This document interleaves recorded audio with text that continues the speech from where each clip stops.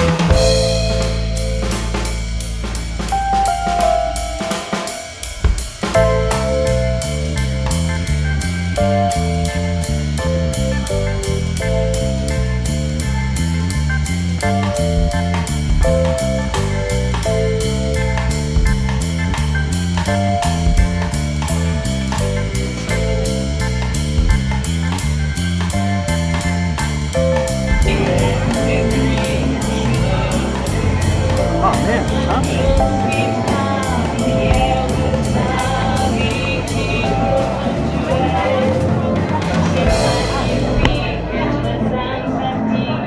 It's a perfect fit, man. You know what? I've always wanted a top hat. I just never been able to justify actually having one or using it. I'm here to try to figure out what the whole Dapper thing is. Well, Dapper Day originated, I think, 6 or 7 years ago. I don't know the exact history. And it kind of started out as a 1930s themed event. And then it's kind of grown to encompass any type of style. Because the word Dapper, I think, kind of stands for just a general awareness of looking good, not a particular era. And so it's kind of grown. It's really become a huge event. I know what's always attracted me is the hats. Yeah, I'm a hat person. There you And go. I kind of want to get myself a zoot suit at some point too. All right, I just all can't dance. I gotta. Yeah. We'll So, exclude how long you have you from been that. selling hats? What's going on So over we've been here? in business for about 15 years now. What's a popular hat? Man, it just really depends on your style. I mean, I see guys who have cut-off jeans on with combat boots. They'll wear a top hat. They love it. Again, I'm trying to justify the top hat. Yeah, right. So it really just depends on your style. This is what we call a city fedora or a gangster fedora. Very reminiscent of the 1900s through the 1930s. Probably the most popular hat of that era. And it's a timeless classic, man. You can wear that hat almost anywhere, anytime. I see guys who wear that hat on with a $3,000 suit. I see guys on the beach with a t-shirt and flip-flops wearing this hat. So it just really depends. It's very cool. It's very cool. Well, what's your name? I'm Glenn. Try that. Let's just see how that style looks. All right. Let's see what it is. Like that, man. Like that. You know what works for me is those caps, like Oh, the. driving caps. Yeah. Yeah. And those are something you can put in your back pocket, whip it out, throw it on. Yeah. I mean, it's a little bit more casual. Right. I like wearing a vest. And any man of style has to have a hat. Absolutely. Look at that hat right Look at there. you. See, how did you justify that? I'm trying to justify the stop hat. I want to talk to you too. Look at this outfit. It needed this, right? Did you get the outfit first, and then I gotta get the hat, or did you go to No, the hat? I actually got the hat, and then I found the coat, outfit came around. and then everything else came with it. I started with the hat, and then worked on everything else. I need an Oh, outfit man. for a cat. It's a common phrase. Because I asked her, I never wanted a bowler. I didn't want to look like a Let me townie. give you I a didn't want little that. historical significance. You wouldn't wear that hat unless you owned a saloon.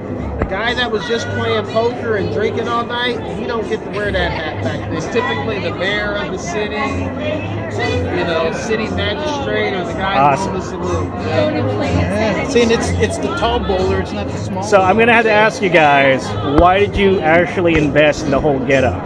Because that's not something you just wake up with. because we do a lot of cowboy stuff. Uh-huh. All right, so I have all the chaps and everything else. But then, like I said, I got the hat. Well, I can't wear the other stuff with that. So I got the coat, then I got the vest. One thing leads to another. Yeah, one thing goes from there, and it just builds itself. That's fun. And that's the same case for you too? Oh yeah, because like I thought I was fine with this hat, and I ended up today buying another hat. Seriously, like you Yes. guys look great. I'm just kind of like, Thank you so much. I'm still trying to figure out where do I start. Like for me, I think I'm the vest and bellboy sort of thing, you know? Yeah. The hat. But you need that hat, and then everything will come. Exactly. You need to find that thing you really, really like. And then everything What I else. do is I do the Mad Max conventions. Are you going to Wasteland? Do you know about Wasteland? I really want to go to We couldn't Wasteland. get tickets. We tried so hard. What do you mean you can't get tickets? It's We don't wanna- $100. Well, we tried to get the early bird, but the Okay, early you bird gotta went just out go like- ahead and do it. Let me turn this sucker off.